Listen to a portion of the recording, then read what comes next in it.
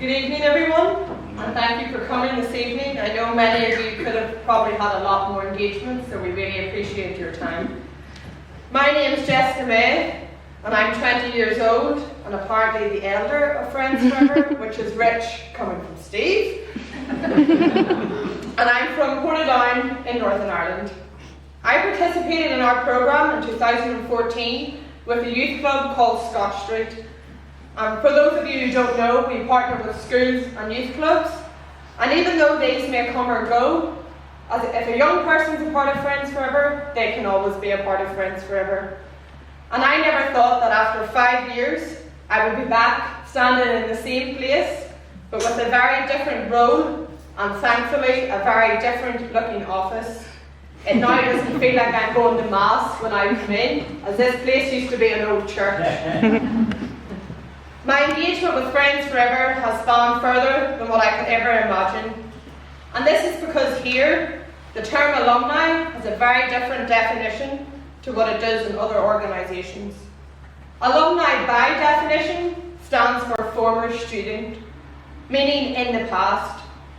But here, we're defining that meaning, because at Friends Forever, the alumni are at the forefront of the future workshops, decisions, and development, including planning alumni programmes at our new centre in Belize. But as I said to Steve, I think we will do our best planning if we were there in person. So just a heads up, I have 3 weeks off in December, and I'm happy to drive down Leonard's truck. That's cool. As an alumni, I have travelled on the first Friends Forever alumni trip to New Orleans, where Chelsea, as our site manager, led us in many workshops, and she re-sparked my passion for the work Friends Forever does. Then the following summer, I was named the Robert Raich Fellow of the summer of 2018, where I was back here as an alumni trainer, and it was then that I met my best friend, Noam. A fellow is really alumni. We spent the summer living in Catherine and David Hills. We facilitated workshops for our first Cyprus team with Christine, and had long chats about Friends Forever future with Jamie, Joe and Tim, some of our other board members. The following February, I then was able to travel to Israel to visit Noam and meet some of our partners.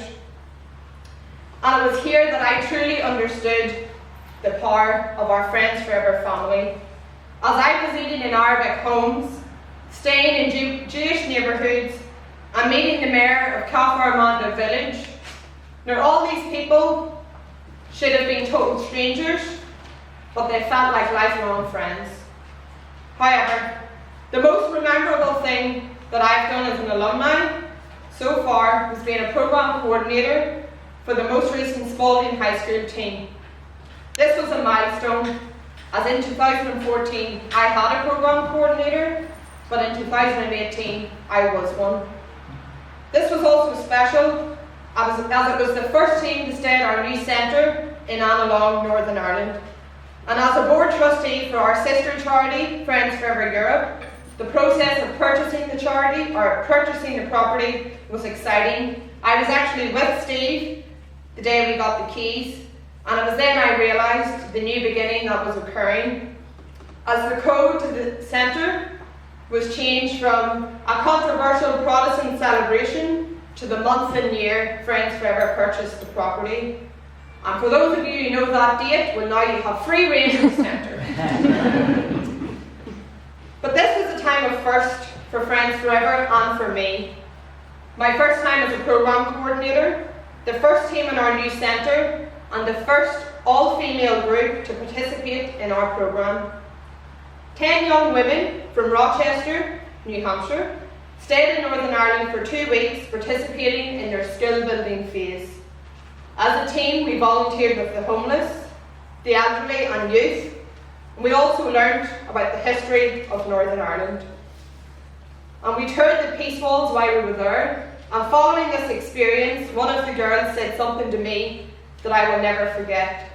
She said, "Do we realise that if we build one wall in our country, we can end up like this place?" Now, That proves to me why it's so important to expand our connections here, and I know from some of our conversations this evening it's also very important to you. And it proves that by allowing Friends Forever to grow, using our simple model but strong foundation, we can really have an impact on this world. And it is because of Friends Forever that I have grown. In 2014, I stood in this office with our old blue carpet and our dull walls with a dream to become a nurse.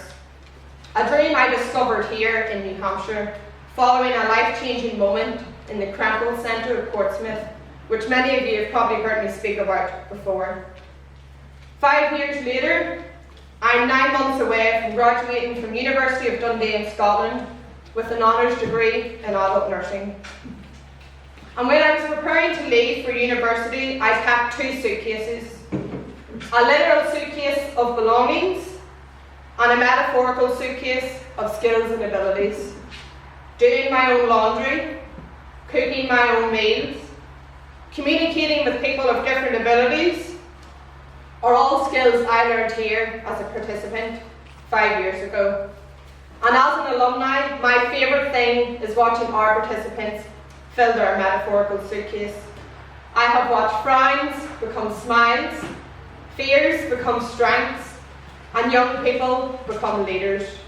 And I've been so lucky to work with over 10 Friends Forever teams, and I can't thank them enough for the lessons they have taught me and hope they have reinstilled in a world where war, violence, and in my reality wars or walls try to dim our lights. But it's easy to say thank you. We say it maybe 10 times a day, but do we always really mean it?